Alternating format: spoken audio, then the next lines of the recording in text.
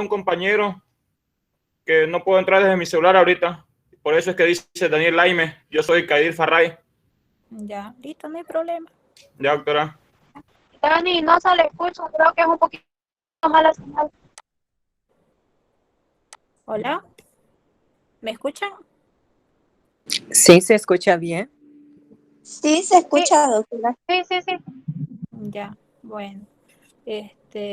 No importa de dónde se estén conectando, ¿no? La idea es despejar las dudas de los temas que ya le mandé a ustedes mediante Julio la semana pasada para lo del examen. ¿Listo? Son 2 temas que vamos a rendir para el próximo parcial, que si no estoy mal está para el 14 o el 15 de julio. Y el horario todavía lo vamos a definir dependiendo si es que se hace de manera virtual o de manera presencial. Todo depende del instructivo que nos vaya a pasar rectorado, ¿ya? Bien. Bueno, vamos a empezar con lo más sencillo, que es hemorragia digestiva alta no varicela.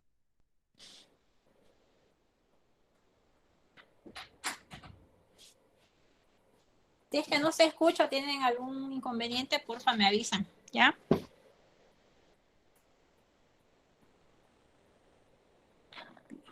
Sí, doctora. Ok. Hemorragia digestiva alta no varicela. Los 2 grandes grupos de hemorragias digestivas que vamos a encontrarnos nosotros dentro de nuestra vida como médicos son 2, la clasificación. Dependiendo del origen, están la hemorragia digestiva alta de origen péptico en su mayoría, ¿sí? Y las hemorragias digestivas altas variceales o por varices. Una y otra tiene más frecuencia. La enfermedad por úlcera péptica es mucho más frecuente, pero la hemorragia digestiva variceal tiene mayor mortalidad. ¿Ya? Una es más frecuente con menos tasa de mortalidad, que es la péptica, y la varicial es mucho menos frecuente, de un 15 a 20% de frecuencia a nivel global o mundial, pero con gran tasa de mortalidad. ¿Y qué es la hemorragia digestiva alta? No es más que el sangrado a través del tubo digestivo, desde el tubo digestivo proximal hasta la ampolla de váter, ¿sí? Y esta hemorragia digestiva puede ser, como les decía, de origen péptico o de origen variceal. Como definición decimos que es la pérdida de sangre intraluminal en el tubo digestivo que se va a producir desde el tubo proximal hasta la ampolla de váter o hasta el ángulo de Treitz según la antigua clasificación. ¿Esto por qué? Porque algunos autores la clasifican ya en hemorragia digestiva alta, hemorragia digestiva media, como decía el anterior diapo, y hemorragia digestiva baja, ¿no? Que ya es de el ángulo de Treitz para abajo, ¿sí? Esta enfermedad tiene una incidencia anual de 40 a 150 casos por 100.000 habitantes, pero tiene una amplia hospitalización, más de 300.000 hospitalizaciones anuales, con una tasa de mortalidad muy baja en relación a lo que es la hemorragia por varices, que llega desde 3.5 hasta 10% de mortalidad. ¿Sí? Es la emergencia gastrointestinal o en el aparato gastrointestinal más frecuente. ¿Sí? ¿Y cuáles son las etiologías? Estamos hablando de la no varicial, siempre. Las úlceras gástricas y duodenales, ¿sí? En su mayoría hasta un 45%. Gastritis Doctora, erosiva, que estas pueden llegar a sangrar. ¿Perdón? doctora, buenas tardes, disculpe, Sí. hay compañeros que quieren ingresar, disculpe, ¿será que los puede aceptar?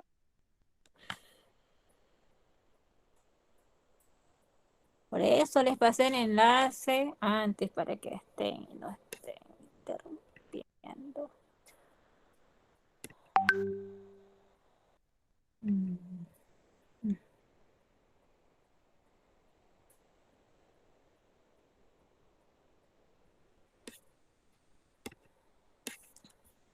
Bueno, continuamos.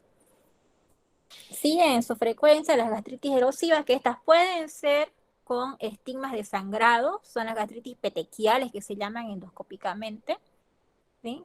El cáncer gástrico, la enfermedad de Mallory-Weiss y otras como lesiones vasculares. Y entre las lesiones vasculares, principalmente las ectasias o angiodisplasias, ¿no? Son las más comunes en presentar sangrado.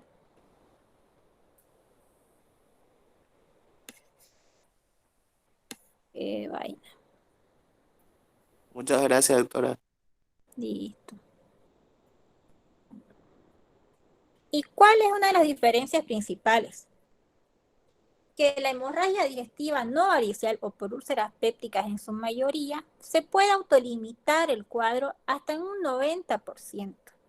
¿Ya? ¿Qué quiere decir esto? Que no se necesita que haya algún tipo de tratamiento endoscópico, ¿sí?, para cohibir el sangrado, o la colocación de clips, o la colocación de bandas, o la inyección de adrenalina, o medios termorreguladores para disminuir este sangrado, ¿sí? El sangrado para solo, en otras palabras. Y de un 10 a 15%, el paciente continúa con sangrado o presenta recidiva. ¿Qué quiere decir recidiva? Quiere decir que una vez paró el sangrado, autolimitado o por medios de tratamiento farmacológico o endoscópico, a los días el paciente vuelve a presentar sangrado. A eso se llama recidiva y está en un 10 a 15% de presentación. ¿Y qué es lo que se tiene que hacer cuando tenemos en una sala de emergencia un paciente con un cuadro de hemorragia digestiva alta? ¿No? Siempre, para cualquier enfermedad que implique pérdida de la volemia, se tiene que hacer una evaluación del estado hemodinámico, ver presión arterial, ver frecuencia cardíaca y a la vez inmediatamente tenemos ya que estar indicando la reposición de líquidos, que es la resucitación. ¿Con qué? Con la solución que tengamos a la mano. De preferencia, solución fisiológica. Si tenemos Ringer, Ringer. Si tenemos normal, Ringer normal. Si tenemos lactato, Ringer lactato. ¿No? Incluso si el paciente fuera diabético, no hay qué más ponerle para reponer volemia, le podemos poner solución dextrosa, ¿sí? Porque ya veremos de controlar la diabetes, el azúcar con insulina, pero no hay forma de reponer la volemia si no hay otro tipo de solución, ¿sí? Entonces, inmediatamente, control de signos vitales, en otras palabras, e iniciar la infusión de líquidos. La transfusión de sangre, esto es importante evaluar en qué pacientes. Nosotros debemos saber los antecedentes del enfermo para descartar prácticamente la presencia de una hemorragia digestiva varicial. ¿Por qué? Porque el sangrado en el cirrótico, que es la varicial, ¿sí?, no se va a mejorar tanto como en el sangrado no varicial con las transfusiones por los aumentos en gradiente de presión. A mayor transfusión, más aumento de gradientes de presión portal en el cirrótico que sangra. Mientras que cuando es péptico el sangrado, ahí sí tenemos más permiso o estamos más autorizados de reponer volemia con transfusiones sanguíneas, ya sea sangre entera o ya sea concentrado de glóbulos rojos, ¿sí? ¿Y cuándo? Cuando tengamos que conseguir una hemoglobina mayor a 7 gramos por decilitro, ¿sí? Sobre todo es importante tener en cuenta los pacientes cardiópatas o coronarios, porque en ellos, al haber un mayor gasto cardíaco, una mayor demanda y menor aporte, podemos desencadenar además, ¿sí?, un síndrome coronario secundario a hipovolemia. Entonces, en estos pacientes hay que tener mucho más cuidado, ¿sí?, en transfundirlos hasta que el hematocrito esté en niveles aceptados. La hemoglobina, lo que piden los cardiólogos y lo que dice la literatura, es por encima de 10 miligramos, ¿sí? ¿Y cuál es la evaluación del riesgo? Alto y bajo. Aquí se tiene que evaluar esto para ver el timing de la realización de la endoscopía digestiva, ¿sí?, para ver el tipo de internación que se va a hacer. Si el paciente va a terapia intensiva, si el paciente va a sala general, si el paciente va a sala de endoscopía de urgencia, ¿sí?, o si el paciente se puede ir a la casa y programar una endoscopía. De eso depende lo que dice el timing, el tiempo para la realización de la endoscopía. Y para definir eso, ¿qué debemos tener? Todos los puntos que hemos visto anteriormente. El estado con el que ingresa el paciente, los antecedentes, ¿sí? Y el tratamiento que va a requerir. ¿Se usa sonda nasogástrica? Esto es una discusión que en todos los congresos de gastroenterología nos damos todos contra todos, ¿no? Porque hay escuelas que indican que sí, ¿no? Que sería una forma de controlar el tipo de sangrado que tiene el enfermo. Otras que por ahí se puede pasar algún tipo de tratamiento farmacológico que hacían antiguamente, que era líquidos fríos, líquidos helados para producir vasoconstricción a nivel del tracto gastrointestinal. Eso no se usa más. Lo que sí está seguro es que el uso de sonda nasogástrica, independientemente del sangrado, se tendría que utilizar en pacientes que están con deterioro del sensorio. ¿Por qué? Por el riesgo de broncoaspiración, ¿sí?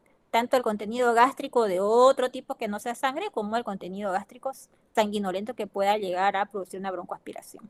Entonces, en esos enfermos con deterioro del sensorio y que sangran, sí, uso de sonda nasogástrica. ¿Está? ¿Y cuáles son los tipos de evaluaciones iniciales o estratificación de riesgo? Esto es un poco más de la especialidad, ¿no? No es tanto para generales, pero para que tengan una idea a modo de cultura general. Están las escalas de Blatchford y la escala de Rockall. La que más se utiliza es la escala de Rockall, que son scores preendoscópicos. ¿Qué quiere decir? Que según algunos ítems que aquí están, ¿no? Uno va a ver la edad del paciente, va a ver el tipo de signos vitales que tiene al ingreso del paciente, y todo eso nos va a dar una sumatoria para decirnos cuál podría llegar a ser el porcentaje de mortalidad de ese paciente, ¿sí? ¿Qué tan grave puede estar ese paciente? ¿En qué tan peligro de muerte pueda llegar a estar? Pero para esto se necesita la realización de endoscopía para terminar el score. Y por eso les decía, esto es más de la especialidad. El que más se usa es el score de Rockall, más que el Blatchford, ¿sí? Es de la escuela americana y es la más utilizada. Y son parámetros un poquito más fáciles que los del Blatchford, pero como les decía, siempre se va a requerir para completar el score de la realización de una endoscopía.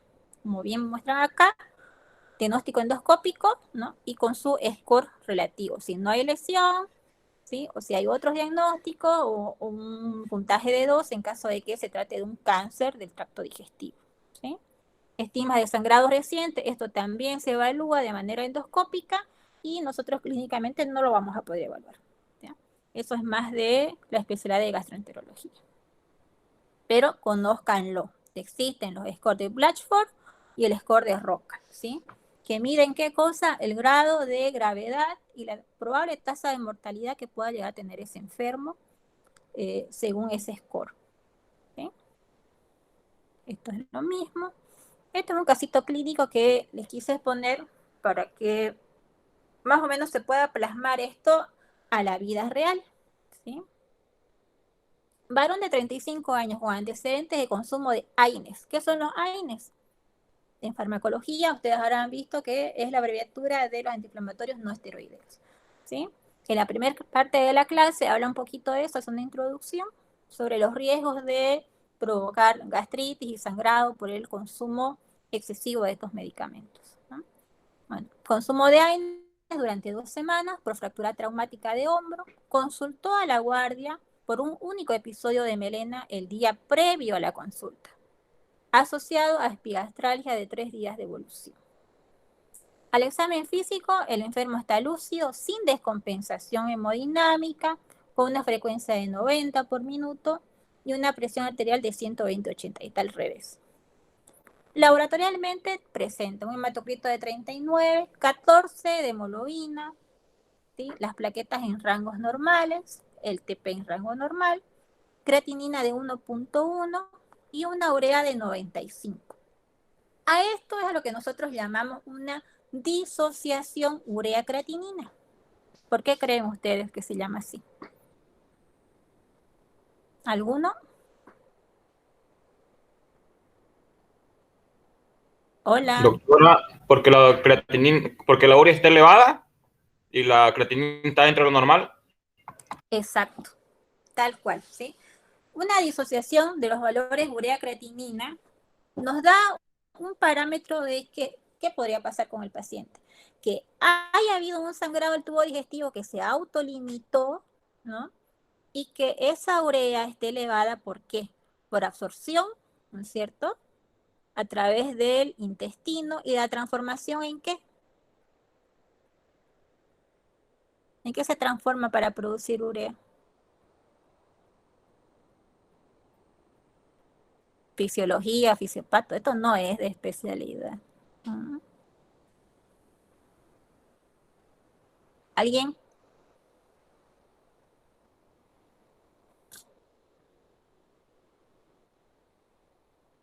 ¿Nada?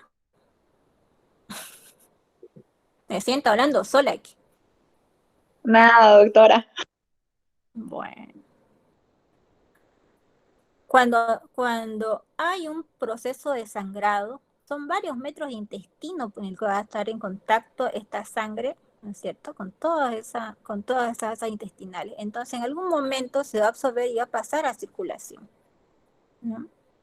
Y es lo que vamos a dosar en el laboratorio. El BUN, el nitrógeno ureico, ¿no?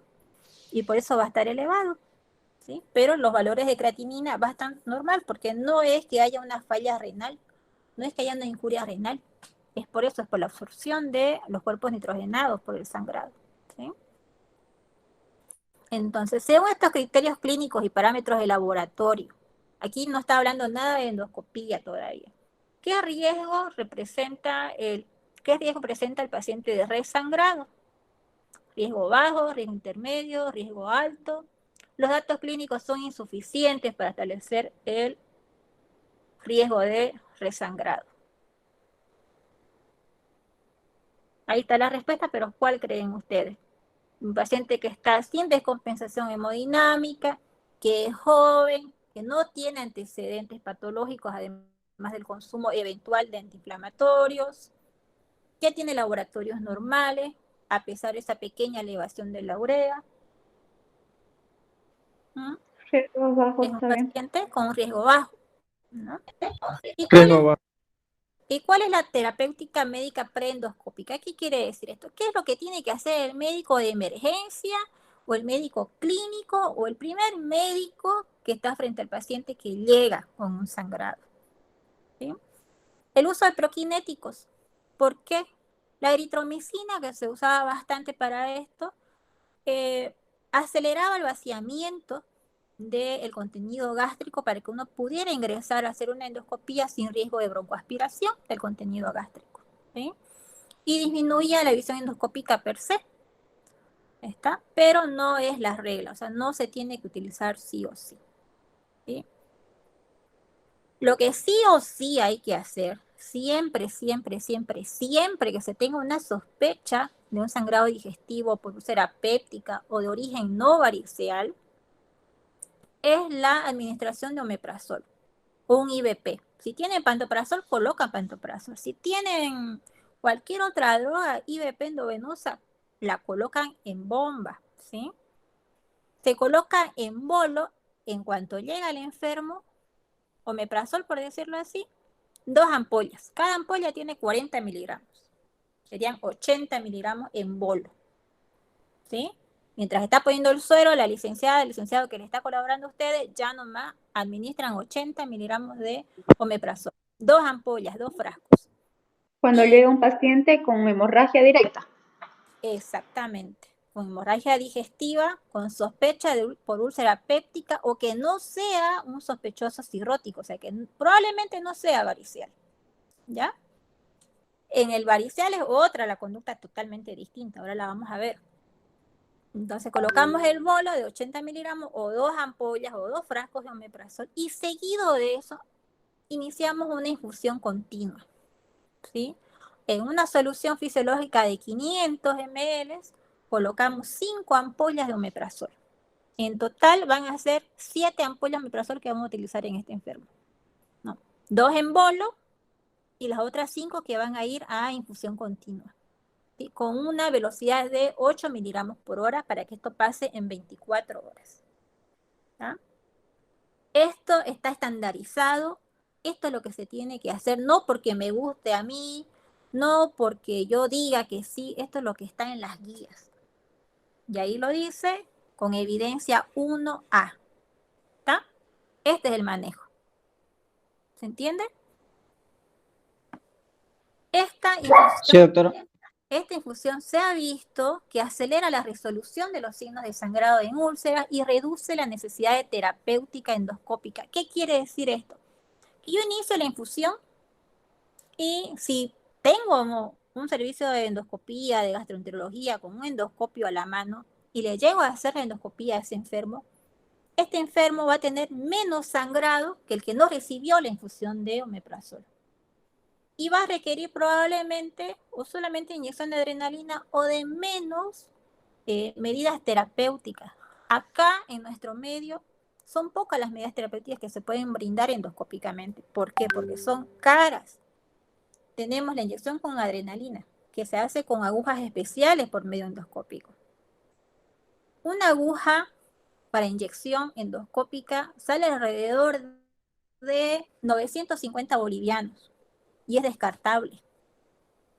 Entonces, imagínense ustedes el costo que implica lo más básico que se puede hacer endoscópicamente.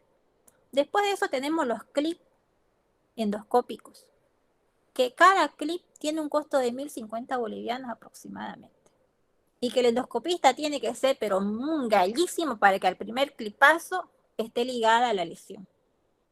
Por lo general se usa de 2 a 3 clips, ¿ya? Que obviamente son descartables. Eso cierra la herida, el clip se desprende y se elimina por la materia fecal. Entonces, obviamente es descartable, ¿no? La otra son con argonplasma, que eso ya se necesita tener un equipamiento especial, además de la torre de endoscopía, para usar argonplasma. En los lugares donde hay argonplasma, que son los hospitales gastroenterológicos en Sucre, en Cochabamba, en La Paz, se cobra por disparo, ¿sí? Dependiendo de la cantidad de disparos de argón que se utilicen para limitar la lesión. Entonces, todas las medidas, por lo que están viendo, están escuchando en realidad, tienen un costo, ¿no? Tienen un costo. Y si nos ponemos a pensar en nuestro medio, de los hospitales que tenemos, ¿cuántos hospitales tienen un servicio de endoscopía que la institución sea la que cubra todo este tipo de tratamientos, todo este tipo de intervención? No hay, ¿no es cierto? Entonces trasladen eso a un enfermo que tiene que buscar hacer eso por medio particular. No hay la plata para hacerlo, ¿ya? De ahí que es importante que ustedes conozcan esto, ¿sí? La infusión con IVP, con omeprazol. Es caro también el omeprazol. Un frasco de omeprazol te sale alrededor de 60 bolivianos y vas a utilizar 7 de entrada, ¿no es cierto? Pero tiene menor riesgo de mortalidad del enfermo que tras que ingresa a la guardia y se sospecha esta enfermedad, se inicia este goteo. Nosotros vulgarmente en el hospital lo llamamos bomba de omeprazol, ¿no? Pero en realidad es la infusión continua. Bien, siguiendo, la anticoagulación en hemorragia digestiva alta, dependiendo de que si está alterado o no, si el paciente es un cardiópata, si el paciente por alguna causa consume anticoagulantes de tipo heparina, de tipo cenocumarol, de tipo de warfarina u otra medicación, esto habría que evaluar el riesgo-beneficio de suspender la anticoagulación, ¿sí? Ver, si el paciente está con descompensación hemodinámica, pues se suspende, ¿no? Y se habla con el cardiólogo, y se habla con el paciente, con el familiar en realidad. El paciente tiene una arritmia cardíaca que, bueno, está anticoagulado para que no haga un ACV cardioembólico, pero en este momento, si no le paramos el sangrado, se va a morir. Entonces, posibilidad de hacer un ACV cardioembólico muerto no va a tener, ¿no es cierto? Todo esto se tiene que ver riesgo-beneficio. ¿Está? Siempre pensando que el paciente no sea varicial. Recuerden eso. ¿Y cuál es el timing de la endoscopía? El timing quiere decir en qué tiempo se va a hacer la endoscopía. Por lo general, se aconseja realizar dentro de las 24 horas desde la admisión, ¿sí? Luego realizar maniobras de resucitación y optimizar los parámetros hemodinámicos. No va a haber ningún gastroenterólogo, qué sé yo, no quiere decir valiente ni nada, desubicado creo yo, que vaya a querer entrar a hacer un procedimiento endoscópico con 3 de hemoglobina o con 4 de hemoglobina. No, el paciente se le va a morir en la mesa de endoscopía. Entonces, primero, lo que hablamos al inicio, resucitación o reanimación con líquido, sea fisiológico, sea Ringer, lo que tengan a la mano. Y si necesita sangre, con sangre entera o con, ¿qué cosa? Glóbulos rojos, ¿sí? La realización de endoscopía permite diagnóstico y tratamiento. Lo que hablamos del tratamiento son todas las intervenciones que se hacen. Inyección, plasma argón, clipeado, ligaduras con banda, en fin. Disminuye los gastos y la necesidad de cirugía. No hay beneficio adicional entre endoscopía urgente, es decir, antes de las 12 horas y temprana, menos de las 24 horas, con respecto a resangrado, cirugía o mortalidad. Estamos hablando de hemorragia digestiva alta, no variceal. ¿Sí? Sin embargo, en algunos pacientes seleccionados debe realizarse tan pronto como se estabilice hemodinámicamente dentro de las 12 horas de admisión. ¿Y cuáles son estos? En los pacientes que estratificamos con alto riesgo, que estén con inestabilidad hemodinámica, que tengan un sangrado masivo o que a pesar de las transfusiones la hemoglobina persista menor a 8 gramos. ¿Sí? En eso hay que evaluar. Estos son los scores ya endoscópicos según la clasificación de Forrest. Esto tampoco lo tienen que manejar ustedes al dedillo, pero tienen que saber que existe esta clasificación, ¿sí? Y dependiendo de lo que el endoscopista encuentre y les indique en el informe endoscópico cuál Forrest corresponde el paciente, ustedes como clínicos o como emergenciólogos o como médicos que están a cargo, van a saber qué tienen que hacer con ese paciente, ¿sí? ¿Dónde lo van a mandar? ¿Quién más lo va a ver? ¿Cuál es la conducta a seguir? Dependiendo de esto. ¿Ah? Entonces, esto para conocimiento. Esto ya lo dijimos. Esto habla de los Forrest. Bien, continuando con el casito clínico. Se realiza la endoscopía y evidencia una úlcera gástrica 2C. Vamos para atrás. ¿Sí? 2C. ¿A qué corresponde 2C? Aquí está la clasificación, ¿no? Que es presencia de hematina. ¿Está?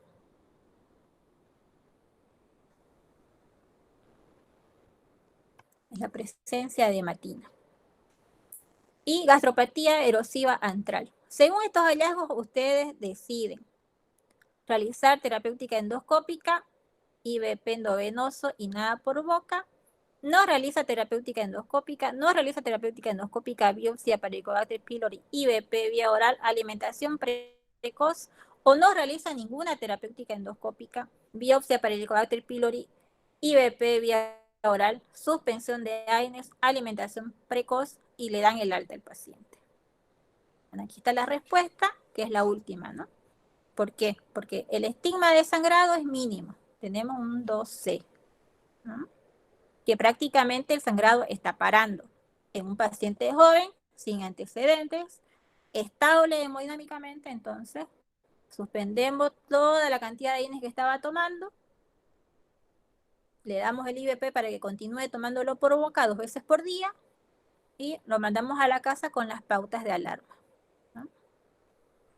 Y estos son los tipos de terapéuticas endoscópicas que se pueden realizar. Inyectable, que es la inyección con adrenalina, con polidocanol, ¿sí? El polidocanol es como una sustancia muy parecida a la gotita que lo pega y nada lo despega, es muy similar, ¿sí? Y es carísima la gotita endoscópica. Tenemos los medios de evaluación térmica, que el más conocido es el argón plasma, ¿sí? Los medios mecánicos, que están los clips, estos son los clipsitos, que se largan y se disparan y se sueltan y eso queda agarrado como un ganchito en la herida. Y tenemos las bandas elásticas, que lo que más se utiliza son en los sangrados varicoses. variciales, pero algunas ulceritas con sobrelevamiento también pueden ser cauterizadas con bandas.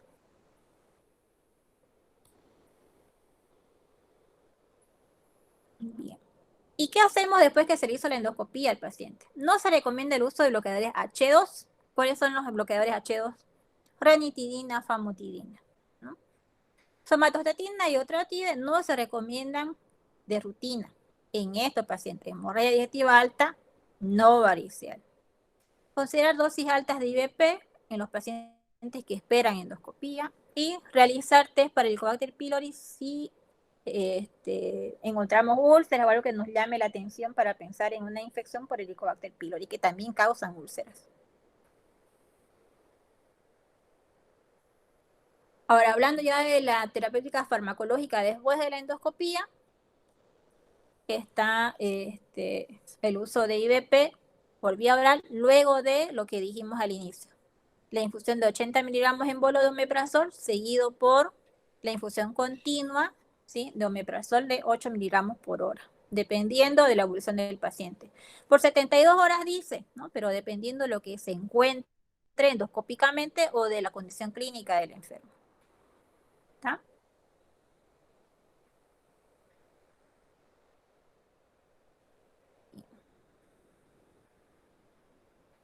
Siguiendo con el caso clínico, este ya es un varón de 65 años. Este sí tiene antecedentes.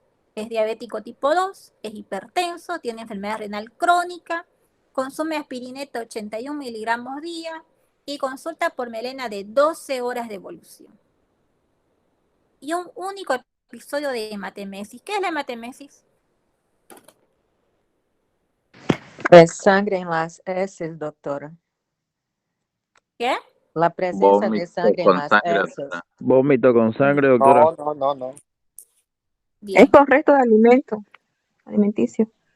Vómito con Hematemesis. sangre. Ah, verdad. Vómitos con sangre, ¿no? Vómito con ¿Y la sangre. hematoquesia? Hematoquesia. ¿Qué es la hematoquesia? Esa es presencia de sangre en la heces. ¡Chan! Ya, vamos por ahí. Caliente. Bien, evaluación por guardia. El paciente está lúcido. Este abuelo está hemodinámicamente estable con frecuencia de 120 por minuto, pero una presión de 110/70. ¿Mm? El laboratorio tiene 33 hematocrito, 10 hemoglobina, 160.000 plaquetas, un TP 85, una creatinina de 1.6 y una urea de 105. ¿Vieron la diferencia con el primer caso clínico? Este es mayor, tiene 65 años y tiene una montonera de antecedentes y está medicado con un antiagregante plaquetario, ¿no? Y además de eso, si bien está estable hemodinámicamente, tiene una frecuencia cardíaca de 120. En hemorragia digestiva hay algo que se tiene que controlar que se llama presencia de ortostatismo y taquicardia refleja. ¿Qué quiere decir ortostatismo? La variación de presión arterial del paciente cuando se le controla en acostado o en decúbito a cuando se le controla de pie o sentado al cambio de posición. Cuando hay una caída de la presión arterial respecto a la que se tomó en decúbito, a la sentado o a la en bipedestación, eso se llama ortostatismo, ¿sí? Y si no hay ortostatismo, pero nosotros vemos que la frecuencia cardíaca sube, ¿no?, de estar acostado a sentarse o a pararse, eso se llama taquicardia refleja, ¿sí? ¿Por qué? Porque el corazón tiene que bombear más seguido para cubrir las demandas. ¿Por qué? Porque está faltando sangre. ¿Por qué está faltando sangre? Porque está sangrando por algún lado el paciente, ¿cierto? Y además tiene 160.000 plaquetas. Entonces ha habido un consumo de plaquetas y por eso el paciente está, si bien no está trombocitopénico aún, pero está con caída, ¿no?, de los valores de plaquetas. Y ni qué decir de la función renal. Se realiza la videoendoscopía digestiva alta, que eso quiere decir VEDA, videoendoscopía digestiva alta, dentro de las 12 horas de admisión. Y esta endoscopía informa. Úlcera duodenal 2A. Nos vamos para atrás. ¿Y qué era la úlcera duodenal 2A? Vaso visible, ¿no? 2A. Vaso visible. ¿Qué quiere decir esto? Quiere decir que tiene un riesgo de resangrado del 50%. ¿Ya? 2A. Aquí está en español, pero es el vaso visible. ¿Vieron? ¿Qué conducta adoptaríais? Suspensión de aspirineta, IV endovenoso y se lo interna en UTI. Suspensión de aspirineta, IV endovenoso, hacemos terapéutica endoscópica combinada e internación en UTI. Inciso C. Suspensión de aspirineta, hacemos IV endovenoso, tomamos biopsia para el Helicobacter pylori, hacemos terapéutica endoscópica e internamos en UTI. Y la última, suspensión de aspirineta, IV endovenoso y monoterapia endoscópica e internación en UTI. ¿No? La elección, ¿cuál es? La C. ¿Está? Si bien las úlceras puede ser por el uso de aspirineta, ¿sí? El Helicobacter pylori está muy relacionado, repito, con la presencia de úlceras gástricas, entonces hay que descartar, ¿no? Suspendemos el antiagregante plaquetario, continuamos con la infusión de omeprazol endovenoso, sacamos la biopsia para el Helicobacter, hacemos la terapéutica endoscópica, ya sea clip, ya sea inyección de adrenalina, lo que tengamos en la institución, y ese paciente pasa a UTI. ¿Por qué? Por el score de Roca. Por el riesgo de sangrado. Exactamente, el riesgo de sangrado que nos indica el score de Roca, ¿no? 50% de resangrado en un paciente de esta edad con esta montonera de comorbilidades. ¿Sí? ¿Y cuándo se repite la endoscopía? No está recomendada de rutina la endoscopía, que algunos colegas la piden para ver cómo está la úlcera. Eso no. Ay, doctora, tiene esta endoscopía. ¿Y cuál es la indicación? ¿Cuál es el diagnóstico? Es que tuvo un sangrado hace 7 días. Está bien el paciente, pero queremos mandar de alta, pero queremos ver cómo está la úlcera. O sea, no. ¿Sí? La endoscopía es un medio diagnóstico invasivo. ¿Sí? No es para entrar y mirar y saludar a la úlcera. Ah, ¿estás bien? Listo. ¿Se puede ir a la casa? No. Si el paciente tiene algún tipo de compromiso después de que se hizo todo el tratamiento, toda la endoscopía, ahí sí hay indicación de un second look, ¿no? Que es una segunda mirada, una segunda endoscopía.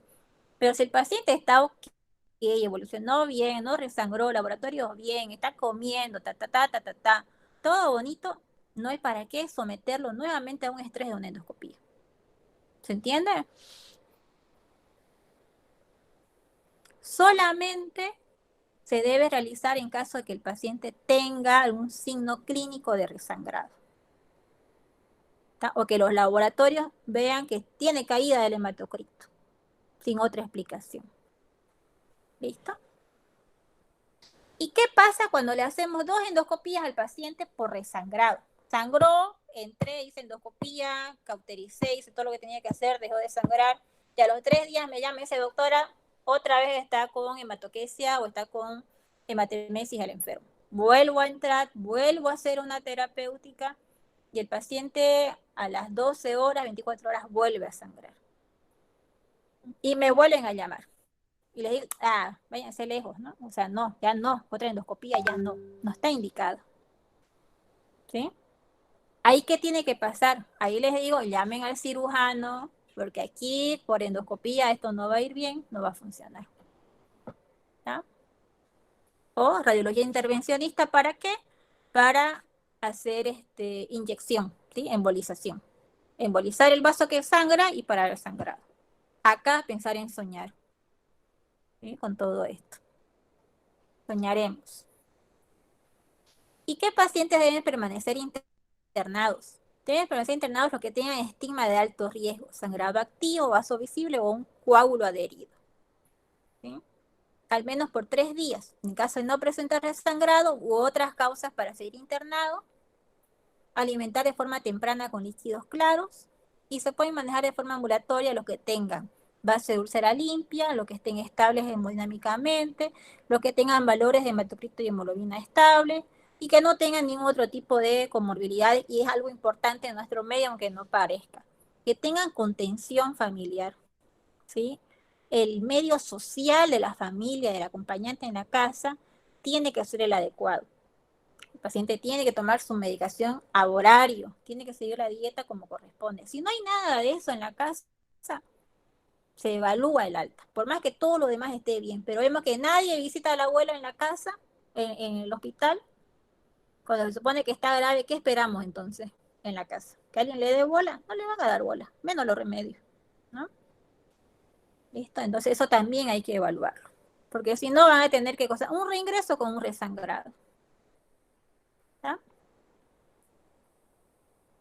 Bien. Terminando con el caso clínico, al día siguiente, 24 horas de endoscopía, usted reevalúa al paciente en UTI y observa que se encuentra clínicamente estable. En esta situación, ¿cuál de las siguientes conductas no está indicada de rutina?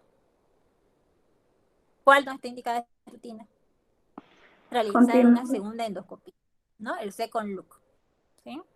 No hay que entrar a saludar a la úlcera para ver cómo está. ¿Listo? Y este es el algoritmo de lo que hemos hablado, ¿sí? Un poquito abreviado de todo lo que hemos comentado. ¿Se entiende, che? ¿Se entiende? ¿Se entiende o no se entiende? ¿Entiende, doctora? Sí, doctora. Sí, doctora. El otro tema, ¿nos alcanza? Estoy perdida, estoy con los líos de los contratos en el hospital, que estoy perdida de la fecha. ¿Nos alcanza para ver esto más bonito? A mí me encanta lo que es todo lo cirrótico. Pero no sé si nos alcanzan las fechas para el próximo miércoles verlo con calma esto, si no lo vemos ahorita también. A ver, revisemos. Veámoslo ahorita. Veamos. Ahorita estamos a 30. Afuera Mañana es primero. que hay otro grupo todavía.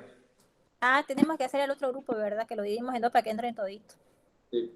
Nos da para hacerlo el miércoles 7 este otro tema, porque el jueves 15 tenemos el examen, ¿no ves? Sí, doctora, da. Ya, Sara. Ya, entonces nos vemos el próximo miércoles con esta que tenemos aquí en pantalla, que es la hemorragia digestiva ya variceal. Este es mucho más bonito, me gusta más a mí, pero es mucho más bonito desde el punto de vista de la fisiopatología del cirrótico, para que se entienda. ¿Ya? Entonces nos encontramos, Dios mediante, aquí estamos todos, el miércoles 7. ¿Así? Sí, doctora. Miércoles Sí, 7, a la misma hora, ¿les parece? Sí, doctora, está bien, sí. ¿Alguna pregunta de esto? Del tema, no de la organización de la próxima clase. ¿Alguna pregunta del tema que hemos visto? ¿Quedó claro, che? ¿A todos les ha quedado claro? Hay que seguir leyendo, ¿no, doctora? Para que no... Hay que seguir leyendo. Ah. Todo bonito el tema, doctora. Doctora, yo tengo una duda. Sí, Quisiera que me la aclare, sí. si no es molestia. Dígame. Para esto no se puede utilizar la radiografía no descontrastada, o sí podrían utilizarla. Nada que ver. Nada que ver. Para hacer diagnóstico de la hemorragia digestiva alta, radiografía. ¿Y la con contraste? Radiografía. No. Radiografía, Sí. Decís vos con toma Con de contraste oral. ¿No ves? Sí. ¿Esa es tu pregunta? No. Sí. No nos sirve, hijito. No nos sirve. Ah, ya, doctora. Gracias no nos por... sirve porque no nos va a hacer diagnóstico a no ser que sea una úlcera muy grande y la falta de relleno y todo eso. Pero aparte, la endoscopía, pues nos han visto que nos hace diagnóstico, y a la vez que hacemos diagnóstico, le tiramos la terapéutica en un solo tiempo, ¿no ves? Entonces, es por eso que es la de elección. Pero la radiología contrastada, no. No. La radiología contrastada la vamos a usar más en gastro para patologías funcionales, ¿no? Más que estructurales. ¿Sí? Para eso sí. Ya, doctora. ¿Listo? ¿Alguna otra pregunta? Si no, para que no se desconecten y se conecten. Doctorita, yo tengo una. Ajá. Usted dijo que algunos doctores piden la endoscopía para control, ¿no ve? Y eso está mal, pero en todo caso, si quieren hacer control, ¿qué es lo que se pide? Si quieres hacer control de qué, de la evolución del paciente, Sí. Pero si no hay hemorragia. tienes que hacer el seguimiento clínico, ¿no es cierto? El paciente tiene melena en la internación. Ustedes cuando pasan la visita, el paciente con sangrado entran. ¿Cómo está don Juan? Bien, doctora. Bueno, ¿cuánto está su presión? Ahí le dicta el interno o la enfermera. 130/80. Bien. ¿Anoche cómo estuvo? 140/80. Bien. ¿Tuvo catarsis? No, no tuve catarsis. Bueno, ayer tampoco. ¿Qué estamos sumando ahí? Estamos sumando que el paciente está normotenso, ¿no es cierto? Con signos vitales estables, entonces probablemente no tenga sangrado. El hecho de que no tenga catarsis habla de que no tenga tampoco un sangrado digestivo activo. ¿Por qué?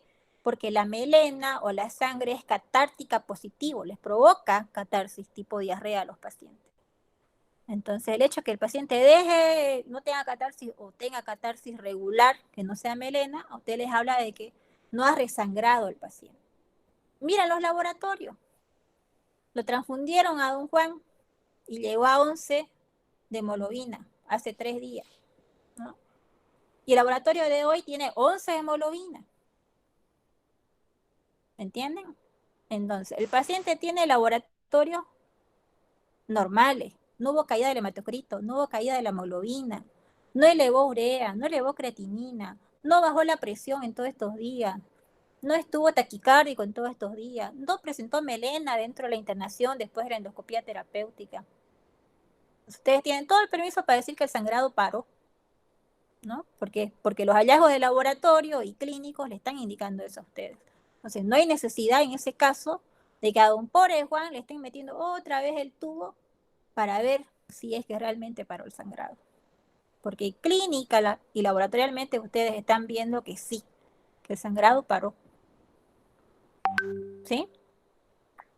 Doctora, y cuando usted dijo que hay un resangrado, o sea, se reitera el sangrado por segunda vez, ya no hacemos una segunda endoscopía, ya directamente hablamos con el cirujano. Cuando ustedes hacen 2 endoscopías con terapéutica las 2, y aún así vuelve a sangrar el paciente. Ahí sí se tiene que llamar al cirujano, porque ¿qué quiere decir? Que el tipo de lesión no se va a resolver endoscópicamente, ¿no? Y esos pacientes siempre están en terapia intensiva. Nosotros nunca llamamos al cirujano mientras hacíamos terapéutica endoscópica, pacientes en sala. Ese paciente que resangra es paciente en terapia intensiva. Entonces nunca va a estar como este que les conté ahorita, nunca va a estar normotenso, nunca va a estar con laboratorios normales. Esa es la diferencia. El estado clínico del enfermo. Ese paciente que tuvo 2 fallas endoscópicas, ese paciente está en UTI. Desde que entró hasta que ustedes llamaron al cirujano, ese paciente está en UTI. ¿Sí? Sí, doctora, entendido. ¿Algo más? ¿Alguien más? ¿Nada? Doctora, yo una última para aclarar la última duda. Entonces, en el caso, en la clínica, hablando de las S, entonces, hablando de melena, sí o sí, entonces de vías altas, ¿no? Que la hematequesia, porque a veces puede pasar que se pueden confundir con la hematequesia y pueden pensar que tal vez sea Cuando una ustedes tienen hematoquesia, ojo, esto no tiene que ver mucho con el tema, ¿no? Pero cuando ustedes tienen hematoquesia, mucho va a mandar, para saber el origen, la clínica del paciente. Un paciente con hematoquesia, con descompensación hemodinámica, puede ser de alta, puede ser una hemorragia digestiva alta, ¿no? Porque ¿qué quiere decir? Que fue tan masivo el sangrado que la sangre salió roja, roja brillante como es la hematoquesia, ¿no? Y eso le provocó la descompensación. Es el típico enfermo que le dice a ustedes, yo fui al baño porque me dieron ganas de hacer caca, dice el paciente, ¿no? Y cuando veo, era una sangre roja en el inodoro. Y no me acuerdo más, doctora, porque me desmayé. Sudé frío y me desmayé. Ese es un sangrado digestivo con descompensación hemodinámica, ¿no? Y puede ser una hemorragia digestiva baja por la característica roja rutilante de la sangre, o puede ser una hemorragia digestiva alta masiva, que fue tanto el volumen de sangrado, ¿no? Que fue rápido y por eso salió en característica de hematoquesia. Por lo general es melena, por lo general hemorragia digestiva alta presenta melena, pero cuando son estos cuadros así de sangrado masivo, tienen hematoquesia, ¿no? Entonces, esto es lo que siempre nos decían a nosotros en la residencia: paciente que entra con hematoquesia y que tuvo descompensación hemodinámica, se tiene que comer endoscopía digestiva alta y baja, las dos, ¿no? Porque puede ser eso, un sangrado masivo alto, o puede ser una hemorragia digestiva baja. Pero por lo general se presenta con melena, alta se presenta con melena, en su mayoría. No es la regla, Perfecto. no es siempre. Gracias. ¿Alguien más? Ya está esperando el otro grupo, creo. Sí, doctora, yo noté que un rapidito, pero decía H2, no, ¿qué era? No. Bueno, en mi apunte 1, resucitación con suero fisiológico, Ringer sangre o glóbulo rojo. Ajá. Pero no demostrar qué dijo. ¿Perdón? Ay. Hola. Hola, hola. Hola. Doctora. Sí, ahora sí te escucho. Ya, aquí yo le puse un apunte que usted dijo de otra manera, hacerle resucitación con suero fisiológico o Ringer, sangre o glóbulo rojo. Pero aparte de eso dijo, ¿no administrar qué? Octreotide. Eso ¿Cómo? es más para hemorragia digestiva varicial. Octreotide. ¿Perdón? Octreotide. Ah, ya. Es que eso no lo medio anoté. Sí, eso es más para la varicial. Se usa más en varicial. Gracias, doctora. Ok. ¿Listo, chicos? ¿Nadie más, no? Ya nos desconectamos entonces hasta el otro miércoles para que me conecte con el otro grupo ahorita. ¿Ya? Chao, chao. Hasta luego, doctorita. Hasta luego, doctora. Hasta luego. Fue un gusto escucharla. Chao, chao. El frío te llega más. Hasta luego, doctora. Chao. A mí también pasar 2 clases. ¿Para qué quieren pasar 2 clases? Pasar la otra clase también podemos, disculpa, doctora. Sí. Ay, que estamos chupas. Ajá. No van a entrar, cualquier cosa que no entren en el aula. Ya, che, voy a colgar para empezar la llamada. Es que me quiero llenar de conocimiento. Es que me quiero llenar de conocimiento, doctora. Bueno, quédate entonces. Ya, doctora, gracias. Ya, pues.